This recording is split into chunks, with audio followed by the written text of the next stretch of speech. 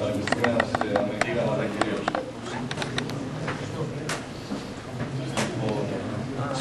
Τα τεστ είναι κάποιες εξετάσεις που πρέπει να δουν από όλους τους προπτυχιακούς υποψηφίους που θέλουν να κάνουν αιτήσεις.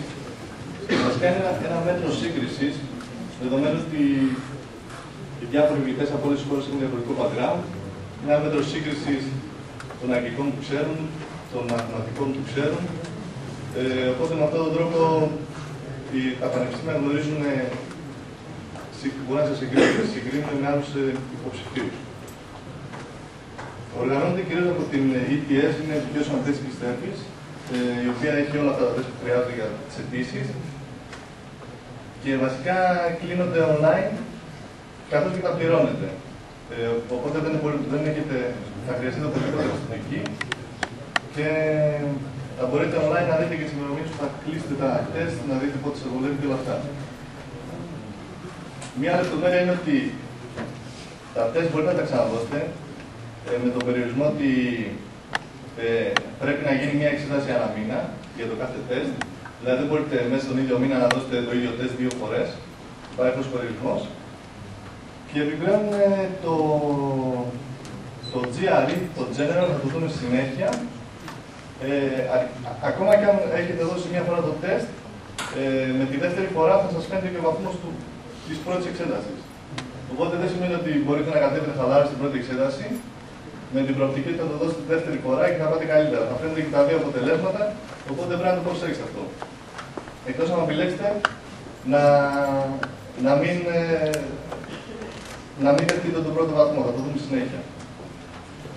Κάθε εξέταση στοιχεί περίπου $150 και στο τέλος θα βγάλουμε και μια συγκεντρωτική για τα εκτιμόμενα έξοδα, τα οποία βγαίνουν λίγο πολύ, αρκετά.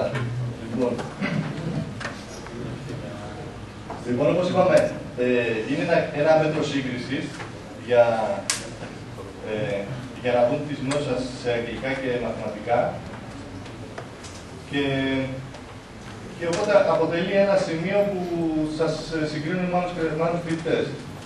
Στα κορυφαία πανεπιστήμια δεν είναι το σημαντικότερο αυτό. Κοιτάνε θέματα που έχουν να κάνουν βαθμούς, με συστατικές και τα υπόλοιπα μέρη της αίτησής σας. Αρκεί βέβαια να έχετε ένα αξιοπρεπές βαθμό στα τεστ. Για τα υπόλοιπα πανεπιστήμια τα πιο χαμηλά, πιστεύω το μετράνε αρκετά. Δηλαδή, ειδικότερα άμα δεν έχετε τόσους καλούς βαθμούς ή οι συστατικές σας δεν είναι τόσο καλές, θα είναι σίγουρα ένα μέτρο σύγκρισης που θα δώσουν βάση. Σίγουρα τα αξιολογεί με τον δικό τρόπο, όπως είπαμε, το κάθε πανεπιστήμιο. Και άμα έχετε καλά αποτελέσματα, ψηλούς βαθμούς στα συγκεκριμένα τεστ, σε καμία περίπτωση δεν σημαίνει ότι θα γίνετε δεκτοί στο πανεπιστήμιο. Θα μετρήσει σημαντικά, αλλά δεν θα γίνετε δεκτοί σίγουρα. Αλλά και αντιθέτως, άμα όμως έχετε χαμηλά αποτελέσματα στους βαθμούς, στα συγκεκριμένα τεστ, μπορεί να είναι λόγος αυτό για να μην σας κάνουν δεκτούς στο πανεπιστήμιο. Λοιπόν, τα τεστ που χρειάζονται για αιτήσεις, είπαμε για Αμερική και Καναδά, σε Ευρώπη διαφοροποιείται λίγο. Δεν είναι και κάποια άλλα ή δεν χρειάζεται κάποια. Το TOEFL μου φαίνεται μπορεί να δώσει και το IELTS, κάτι τέτοια. Εμείς μιλάμε τώρα για την Αμερική και τον Καναδά. Λοιπόν, το TOEFL είναι ουσιαστικά σαν το proficiency. Θα μπορούσα να πω ότι είναι και λίγο πιο εύκολο από το proficiency. Ειδικότερα άμα κάποιος έχει πάρει το proficiency σαν φοιτητή στα φοιτητικά του χρόνια, δεν θα το δυσκολεύσει και πολύ το TOEFL. Μετά είναι το GRE, το General, το οποίο βαθμολογεί κυρίως τις γνώσεις σε μαθηματικά λυκείου, απλά μαθηματικά, δεν έχει κάτι περίεργο. Και κάποιες γνώσεις αγγλικών, βέβαια, σε όλα τα τεστ πρέπει να είμαστε γρήγοροι στις απαντήσεις, δεν έχει πολύ χρόνο. Οπότε πρέπει να υπάρχει εξοικείωση από πριν. Μετά είναι το GRE, το subject, όπου στην επιστήμη μας είναι βασικά το computer science, το οποίο είναι προαιρετικό στα περισσότερα πανεπιστήμια. Οπότε μπορεί να μην το δώσετε καν άμα πειράζει κάποιο πανεπιστήμιο που δεν το παίρνει. Και να ρισκάρετε με αυτόν τον τρόπο. Δεν το θεωρούν, δεν το χρειάζεται όλο, οπότε μπορείτε να μην το δώσετε σε κάποια. Το τσε είναι προφορικό και υποθέτω σιγά σιγά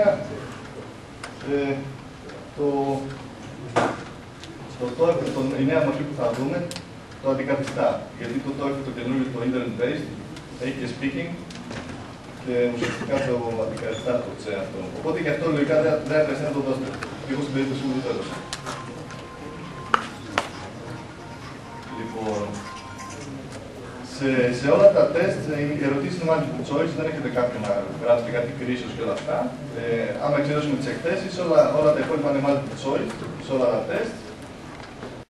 Δεν θα φαίνεται ότι είχες δώσει μία φορά που πήγες χάλια και θα φαίνεται μόνο δεύτερη φορά. Και πάλι και να δηλώσεις ότι θες να δω τη βαθμολογία και να γίνει report στα πανεπιστήμια, μπορεί να το ξαναδώσει το τεστ, απλώς θα σε ακολουθάει αυτό. Ο βαθμός αυτός θα σε ακολουθάει. Δηλαδή, γι' αυτό δεν πρέπει να δώσει την πρώτη εξέταση χαλαρά και να δείτε μετά αν είναι το ξαναδώσετε. Αυτό. Λοιπόν, πάμε τώρα να δούμε λίγο τα τεστ ένα-ένα. Λοιπόν, το TOEFL στην παρούσα μορφή είναι μόνο σε internet μορφή. Αυτό ουσιαστικά ήταν η computer based, η οποία ήταν σε υπολογιστή και τώρα έχει βελτιωθεί σε internet πάλι σε υπολογιστή είσαι, απλώς έχει αλλάξει λίγο η δομή, έχει και speaking μέσα. Και ουσιαστικά είναι μόνο για αγγλικά. Μετά μόνο την καθημερινότητά μας να κατανοούμε αγγλικά, κυρίως όχι καθημερινά, όσο πανεπιστημιακά αγγλικά, δηλαδή που θα μπορείς να τα συναντήσεις σε κάποια ομιλία στο πανεπιστήμιο και σχετικά θέματα. Είναι σχεδόν σαν το proficiency από επίπεδο, δηλαδή άμα έχει πάρει κάποιος το proficiency στα φοιτητικά του χρόνια, πιστεύω είναι λίγο καλυμμένος. Βλέπει λίγο τη δομή του τεστ και είναι καλυμμένος. Αντίθετα, όποιος πιστεύει ότι δεν θα πάει καλά με τα αγγλικά του, καλό είναι να κάνει κάποια φροντιστήρια, να μπει λίγο στο κλίμα και να τα θυμηθεί. Και εξετάζει κυρίως reading, έχεις κάποια κείμενα, στα οποία μετά έχει ερωτήσει, κλασικά όπως στο proficiency. Listening βασικά είσαι με ακουστικά και είσαι συνεχώς με ακουστικά και γίνεται, μπορεί να σου έχει κείμενο, μετά μπορεί να σου βάλει να ακούσεις κάτι, να απαντήσεις κάτι ερωτήσεις, είναι κάπως έτσι μπερδεμένα τα θέματα. Και κυρίως κινείται σε μία ενότητα, σε μία ενοιολογική ενότητα όλο το τεστ, δηλαδή προστασία του περιβάλλοντος και όλα τα θέματα κινούνται γύρω από αυτό.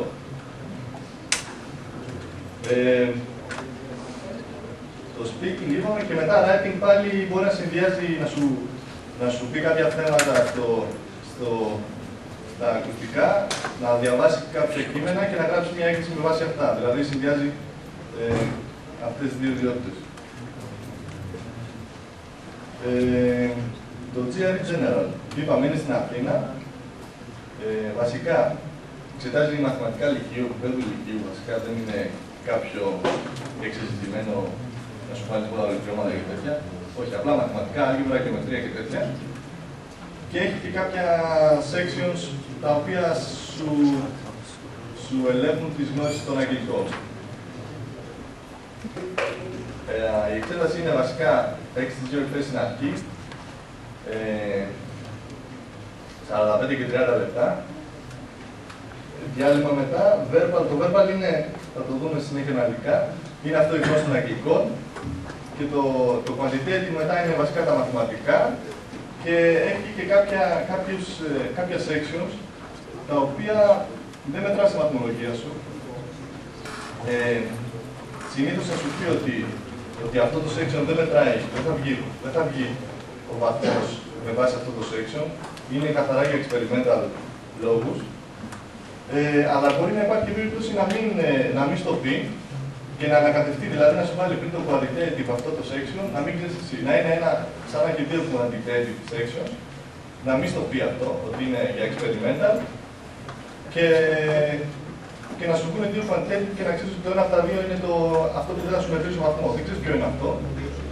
Και άρχισε να είναι αυτό που δεν τα πήγε τόσο καλά. Οπότε υπάρχει περίπτωση να σου το πει, να σου το πάρει στο τέλο και να σου το πει. Και δεν έχει κανένα πρόβλημα. Τότε μπορεί, άμα θέλει να επιλέξει, να μην το δώσει καθόλου. Άμα το πει στο τέλο. Το ένα από τα δύο είναι το experimental, είναι στο λέει history research section, δεν ξέρω. Το ένα από τα δύο σου λέει όμως ότι είναι δάση με τέτοια βαθμολογία και άμα θες το δίνεις. Λοιπόν, να τα δούμε λίγο αναλυτικά. Στο analytical writing είναι πρώτα μια έκθεση, όπου ουσιαστικά αυτή η έκθεση είναι σαν την έκθεση, σαν μια έκθεση του TOEFL. Είναι καθαρά ανάπτυξη της άποψης σε ένα θέμα. Δεν έχει κάτι περίεργο. Απλώς καλό είναι αυτό, τα tips,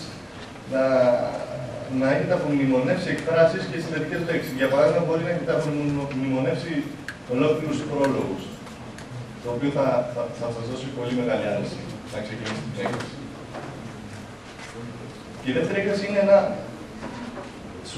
σου δίνει ένα συλλογισμό, μια παράγραφο, η οποία έχει εμφανή λάθη στους συλλογισμούς, δηλαδή κάνει κάποιες γενικεύσεις και κάποια θέματα τα οποία τα καταλαβαίνεις κατευθείαν ότι ο συλλογισμός δεν ισχύει και πρέπει να αναλύσεις με δικά σου επιχειρήματα, να αναλύσεις τα σημεία που είναι λαθασμένα και δεν ισχύουν.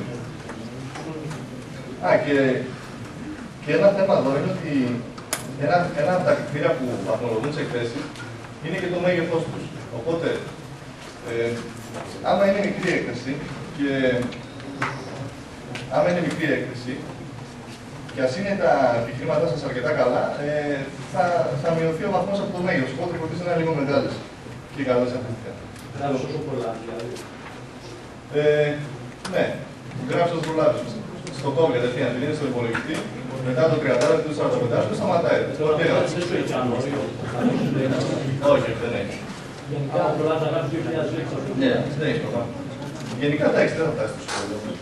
Μερικοί βγάζουν ότι βάζουν υπολογιστή να δουν τις εκθέσεις. Οπότε, μια παράμετρο που παίρνει το πρόγραμμα το οποίο.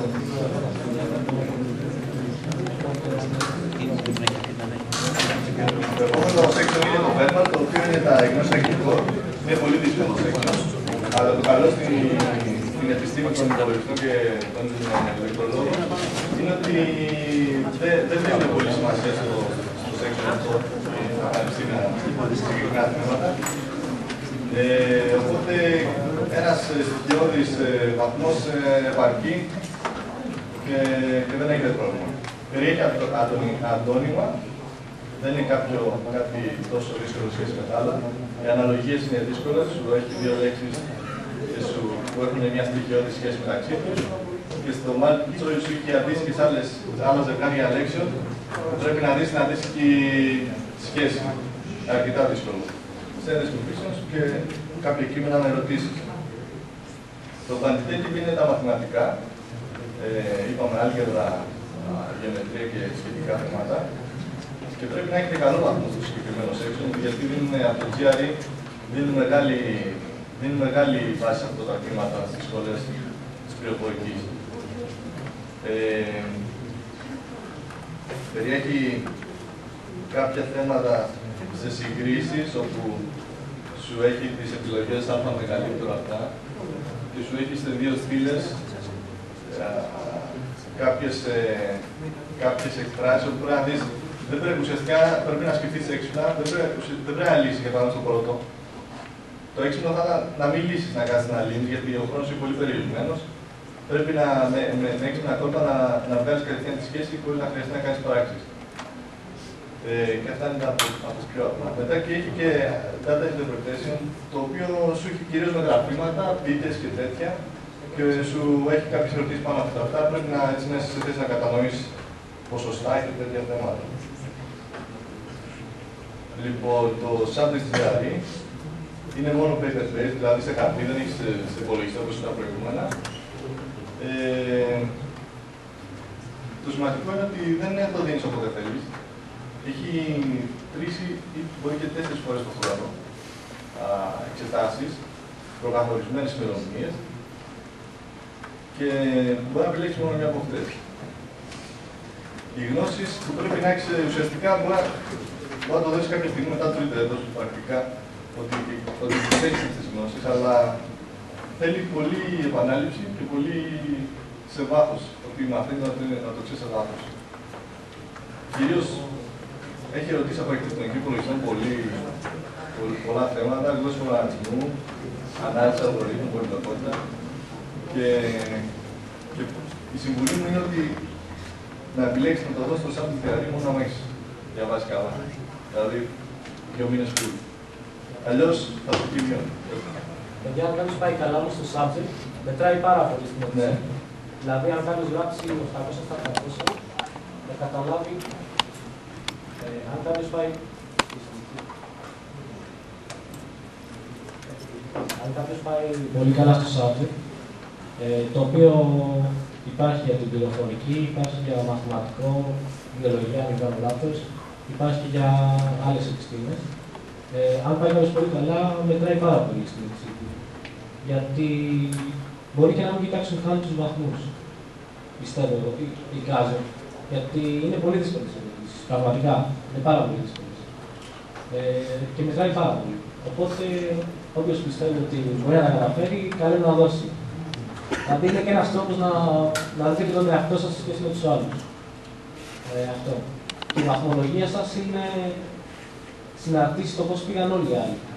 Δηλαδή, έχουμε δώσει άτομα από όλα τα πανεπιστήμια του κόσμου την ίδια μέρα, με τα ίδια θέματα και θα δείτε ποιο είναι το ποσοστό σας γενικά στον κόσμο. Επιλέγεις άμα κάνεις report. Ναι. Επιλέγεις άμα κάνεις report το examen, το ξεχωριστό. Άμα θες δηλαδή και δεν θες να το δείξεις, δεν είναι και δεν χρειάζεται. Ναι, άμα θες δεν το κάνεις report. Αυτή είναι η έννοια του report. Να έχει κάποια παραδείγματα. Και η δεύτερη ερώτηση παίζει πολύ σε επίπεδο ψευδοκώδικα, δηλαδή ποιες είναι οι τιμές της, ποια είναι η τιμή της τάδε γραφικής μετά αυτό το τέτοια. Και είναι από τις πιο εύκολες ερωτήσεις αυτές. Υπάρχουν πολύ δύσκολες σε αρχιτεκτονική υπολογιστών. Πιστεύω οι περισσότερες ερωτήσεις είναι σε αρχιτεκτονική υπολογιστών, με paging και με τέτοια θέματα. Λοιπόν, και το τσέτο, το οποίο είναι το προφορικό, το τεστ που είμαστε aquí, από ελάχιστα πανεπιστήμια το ζητάνε, εγώ δεν το έδωσα καν, δεν το ζητούσαμε. Και διεξάγεται μέσω τηλεφώνου και μάλιστα δεν είναι κάποιο άτομο στην άλλη άκρη γραμμή, καταγράφει στον υπολογιστή και εξετάζει μετά κάτι τέτοιο γίνεται. Δεν υπάρχει πολύ υλικό για εξοικείωση, το μόνο που μπορεί να κάνει είναι να προπονηθείτε λίγο τα αγγλικά σας με κάποιους φίλους και να σας συζητήσεις. Λοιπόν, και έξοδα τώρα. Τα οποία έξοδα αυτό, η συγκεκριμένη περίπτωση είναι η ιδανική περίπτωση. Τα έξοδα πρακτικά θα είναι πολύ παραπάνω για τα τεστ και μάλιστα αρκετά παραπάνω. Τα βιβλία που αξίζει να ψάξετε από παλιούς, μπορείτε να βρείτε. Δώσαμε την προηγούμενη χρονιά για παράδειγμα. Τις εξετάζει έτσι όπως και να έχει και ίσως να χρειαστεί να δώσετε τη μία από αυτές και δεύτερη φορά, δηλαδή οι περισσότεροι το ένα από το FLGRE χρειάζεται να το δώσουμε κι άλλη μια φορά για να πάμε λίγο καλύτερα. Οπότε βγαίνουν άλλα τόσα $150 εκεί πέρα. Και ένα θέμα είναι ότι για κάθε πανεπιστήμιο, για να δηλώσει τη βαθμολογία σου στο GRE, στο TOEFL και στα κλπ. Σε κάθε πανεπιστήμιο πρέπει να το κάνεις score report, όπου σου κοστίζει ακόμα παραπάνω γιατί θα έρθει ένα πανεπιστήμιο που θα το στείλει.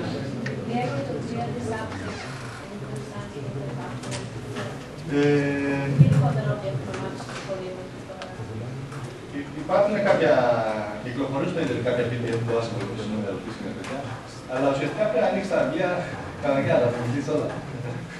Ναι. Εννοείς αν υπάρχουν στο εμπόριο βιβλία, ναι. Βάζουν βιβλία, θα βρεις αρκετά βιβλία.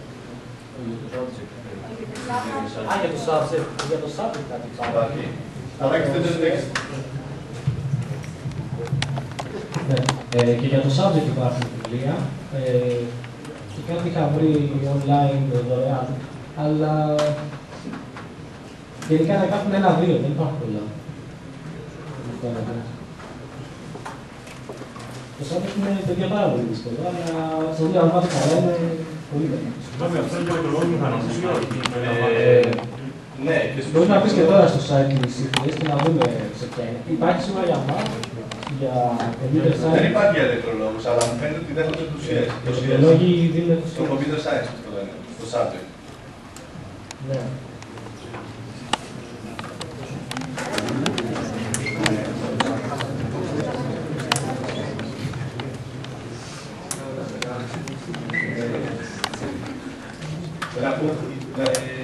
Όλη αυτή η διαδικασία αρχίζει, είπαμε περίπου Δεκέμβρη με Γενάρη. Ναι. Να είναι το Δεκέμβρη Γενάρη που έχεις ήδη πάρει το πτυχίο. Έχεις ήδη πάρει το πτυχίο για τη διαδικασία. Βασικά, γίνεται Δεκέμβρη και γίνεται να έχει τελειώσει τα συζητήσει όλα αυτά. Ένας τρόπος για να μην χάσεις ένα χρόνο τσάμπα είναι στο 5ο έτος, όταν είσαι 5ο έτος, σου μιλάω για διάρκεια σπουδών 5 χρόνια, να κάνεις τις αιτήσεις σου και να λες expected το ότι θα τελειώσει το καλοκαίρι. Οπότε με αυτόν τον τρόπο δεν χάνεις ένα χρόνο και πας κατευθείαν. Ξεκινάς δηλαδή κατευθείαν μετά. Βέβαια μπορεί να επιλέξεις να κάτσεις ένα χρόνο στην Ελλάδα, να την ψάξεις όλα αυτή τη δουλειά, γιατί έχεις παίρνει τον χρόνο μπορεί να είσαι πιεσμένος, να άκουσεις τα μαθήματα, να κοιτάξεις να περάσεις τα μαθήματα και να σκεφτείς την επόμενη χρονιά. Το καλό είναι να το κάνεις στο πέντε, δηλαδή μην χάσεις ένα χρόνο. Μπορεί να είναι τελευταία αρνητικό αν το χάσεις αυτό το χρόνο. Ορίστε. Μπορεί να είναι τελευταία αρνητικό. Όχι, δεν πιστεύω. Και μάλιστα στην Αμερική κυρίως δεν έχουν τα δεδομένα της Ελλάδας ότι παίρνουν το διδακτορικό όταν είμαι 20 χρονών. Μπορείς να πας να είσαι στο group με άτομα που είναι 40 και 45 χρονών και να είναι PhD students. Οπότε δεν υπάρχει πρόβλημα.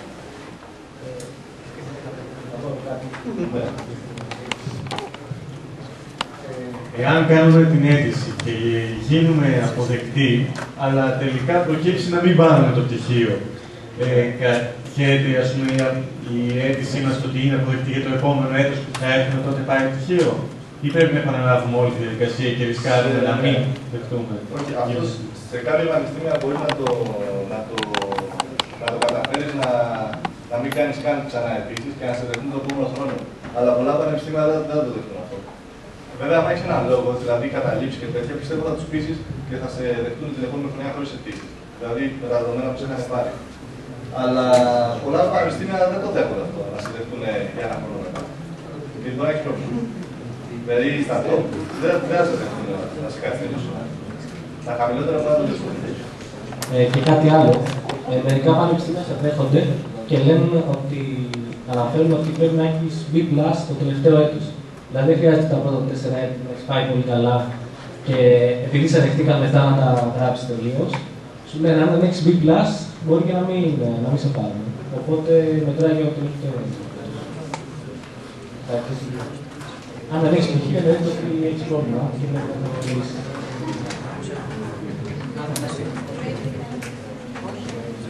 Είμαστε εδώ στα business reports που έχεις επιπλέον για τα πανεπιστήμια. Υπάρχει άλλη ερώτηση. Να τους περνάμε.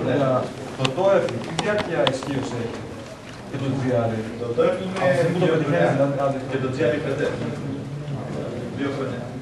Έτσι και μέσα σε αυτό το διάστημα ό,τι άλλα τεστ δίνεις στο ίδιο θα σε ακολουθάει και το προηγούμενο να πούμε για αυτό το πράγμα. Και βγάζονταν 600 ευρώ χωρίς φροντιστήρια, το οποίο είναι μια σημαντική παράμετρος. Άμα νιώθετε ότι δεν θα πάμε καλά με τα αγγλικά σας, θα χρειαστεί και φροντιστήρια τα οποία έχω πει ότι είναι αρκετά ακριβά. Και θα ανέβει πολύ παραπάνω τα έξοδα που έχουμε. Αλλά δεν πρέπει να το βλέπετε, πιστεύω, σαν τόσο έξοδο, όσο σαν μια επένδυση. Άμα σας δεχτούν στα πανεπιστήμια, σε κάποιο πανεπιστήμιο, αυτά τα έξοδα που σας. Τα χρήματα που ξοδέψετε για τις αιτήσεις, ουσιαστικά δεν θα είναι τίποτα σε αυτά που θα σας δώσουν και θα κερδίσετε τόσα χρόνια. Οπότε αξίζει. Και έχω και ένα πιθανό χρονοδιάγραμμα που θεωρώ ιδανικά το TOEFL για παράδειγμα να το δώσει κανείς τέλη του 4ου έτους μέχρι το αργότερο Αύγουστο. Με αυτόν τον τρόπο θα έχει ξεπερδέψει από το TOEFL τότε εκεί στις αρχές του 5ου έτους. Οπότε θα μπορεί να ασχοληθεί με τις αιτήσεις και με όλη την άλλη διαδικασία πιο πολύ και δεν θα έχει το TOEFL στο μυαλό του. Και επιπλέον θα μπορεί να το δώσει και δεύτερη φορά. Αν ξεκινήσει η διαδικασία νωρίς, θα έχει περιθώρια αν δεν πας καλά να το ξαναδώσει. Το GRE General κάπου Σεπτέμβριο-Οκτώβριο, και μην ξεχνάμε ότι μπορούμε την εξέταση μια φορά το μήνα, έτσι. Μια φορά το μήνα. Δηλαδή, δεν λες ότι το δίνω Νοέμβριο, τη στιγμή που 15 Δεκέμβρη τελειώνει οι αιτήσεις, γιατί δεν θα έχει δυνατότητα μετά αρχές Δεκέμβρη οπωσδήποτε να το δώσεις αρχές. Και το subject με τις δεδομένες ημερομηνίες που έχει προκαθορισμένα, Νοέμβριο είναι η ημερομηνία που βολεύει τότε στις αιτήσεις. Οι άλλες είναι κάποιους άλλους μήνες, Μάιο, κάτι τέτοια. Δηλαδή δεν πιστεύω ότι αξίζει νωρίτερα. Και έχω κάποια λεκτικά βιβλία. Καλό είναι το Barrows, που λέγεται. Οι εκδόσεις αυτές είναι καλά σε όλα τα τεστ. Σου έχει και πράγματα πολύ βασικά, έτσι, άμα δεν ξέρεις. Και κάποιες συμβουλές, να κλείσεις ημερομηνίες νωρίς. Δεν ξέρετε τι γίνεται, πότε του έχετε το άλλο και δηλώνει, οπότε μπορεί να κλείσουν κάποιες συγκεκριμένες ημερομηνίες και να τρέχετε. Οπότε καλό είναι 2 μήνες πριν την εξέταση. Κάποια περιθώρια χρόνου σίγουρα, για να έχετε περιθώρια να το ξαναδώσετε. Να μην τα μαζέψετε μαζί. Αν ακολουθήσετε το χρονοδιάγραμμα αυτό που σας πρότεινα, πιστεύω είναι πολύ ιδανικό για να μην αγχωθείτε και να μην σας πέσουν όλα μαζί. Και το subject GRE είπαμε, άμα το έχετε προετοιμάσει καλά, αξίζει να το δώσετε, γιατί θα σας βοηθήσει. Λοιπόν, την προετοιμασία είπαμε, τα φροντιστήρια βασικά, τα φροντιστήρια καθορίζουν το κόστος, άμα θα ανέβει πολύ ή όχι στα τεστ. Βλέπετε πώς είστε με τα αγγλικά και αποφασίζετε. Πιστωτική σίγουρα πρέπει να την έχετε, είπαμε. Δηλαδή, για όλη τη διαδικασία, αν την έχετε ξεκινήσει πιστωτική, αν την έχετε με το που ξεκινάτε εκεί Ιούλιο-Αύγουστο.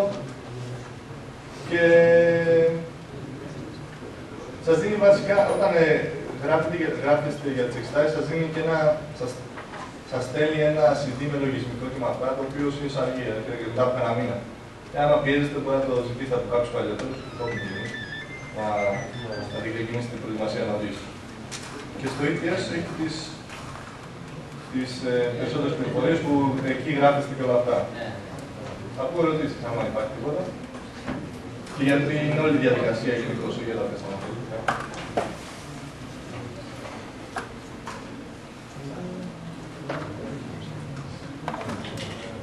Κάτι άλλο έχεις έτσι.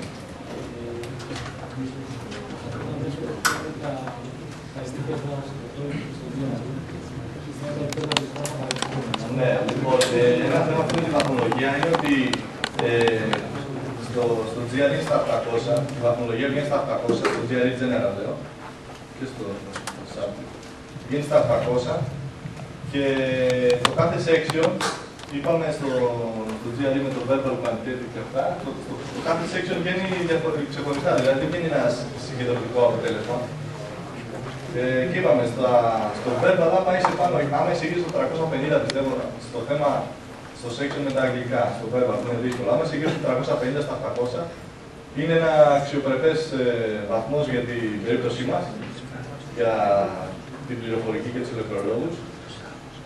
Αντίθετα, στο quantitative περιμένουμε υψηλούς βαθμούς, στις τάξεις του 760 έως 800, για να είναι, έτσι, να είναι καλό βαθμός στο quantitative. Στο TOEFL, το καινούργιο το TOEFL Debate, αυτό που σας παρουσίασα, έχει τη βαθμολογία στα 120, όπου κάποια πανεπιστήμια θέλουν όριο 100 στα 120. Δεν είναι απόλυτο και πάλι, αλλά ίσως και να είναι σε κάποια. Σε κάποια καλά πανεπιστήμια ίσως και να το έχουν απόλυτο. Δηλαδή να μην, επειδή τις αιτήσεις συνήθως κάνετε σαν λέμε, στην πολυτεχνική σχολή και όχι στη σχολή συγκεκριμένη, ίσως να κοπείτε από το Πολυτεχνείο, να μην πάει καν στο τμήμα η αίτηση, άμα δεν έχετε κάποια ακριβώς κριτήρια στο τεστ. Δηλαδή, εξαρτάται πώς το βλέπουμε στα πανεπιστήμια, πώς το ξεκάρουν. Κάτι άλλο? Ναι. Επειδή σε μερικά πανεπιστήμια το subject GRE είναι προαιρετικό. Ναι. Άμα δεν το δώσεις μετράει αρνητικά. Σε ποια πανεπιστήμια? Μερικά πανεπιστήμια στην Αμερική. Από ό,τι έχω δει, προτείνουν να το δώσεις, αλλά δεν είναι και υποχρεωτικό. Ναι, σου λέω, άμα έχεις ετοιμαστεί καλά, αξίζει να το δώσεις και να το κάνεις report και όλο το βαθμό σου. Αλλά άμα δεν έχεις προετοιμαστεί καλά, δεν αξίζει.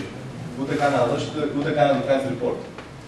Δηλαδή, θα σου βγει αρνητικά άμα έχεις πολύ χαμηλό βαθμό σε subject. Και ρισκάρεις χωρίς να το δηλώσει κάποιος, να μην το κάνεις report. Κάπως έτσι. Γενικά και ένας λόγος για να δώσω νωρίς τα τεστ είναι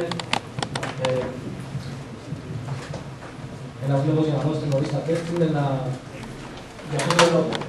Να δείτε πώς πήγατε και μετά έχετε την επιλογή για το subject, αν θέλετε δεν το αναφέρετε στο πανεπιστήμιο. Υπάρχει αυτή η δυνατότητα. Και δεν φαίνεται πουθενά με το subject συγκεκριμένα.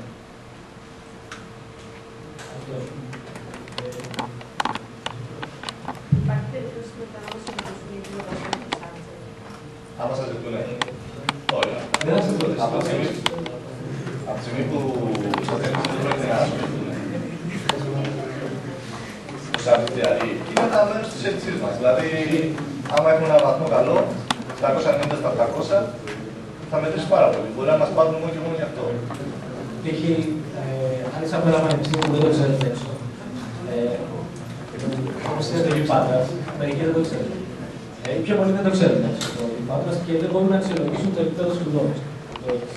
Και αν έχεις τελειώσει το MIT και κάνεις αίσθηση, σιγά μου να δεις το σάδι. Ξέρω ότι έχεις τελειώσει το MIT. Φαντάσου π.χ. από το Ιράν κάποιος κάνει αίτηση από ένα πανεπιστήμιο που ούτε καν μπορώ να φανταστώ που είναι. Πώς θα αξιολογήσουν το επίπεδο σπουδών. Μπορεί να έχει A+ σε όλα. Μπορεί το A+ αυτό να είναι στο Z. Αυτό. Ναι.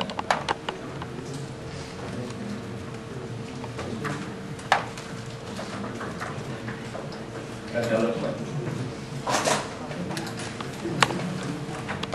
Ό,τι άλλο τέτοιο, ερωτήσεις και όλα αυτά, μπορείτε να στέλνετε και σε μένα πιστοτάσιο και μάλιστα και σε παλιότερα, σε παιδιά που είχαν παλιότερες χρονιές κάνει αιτήσεις, θα δεχτούν να σας απαντήσουν και δεν θα υπάρχει κανένα πρόβλημα.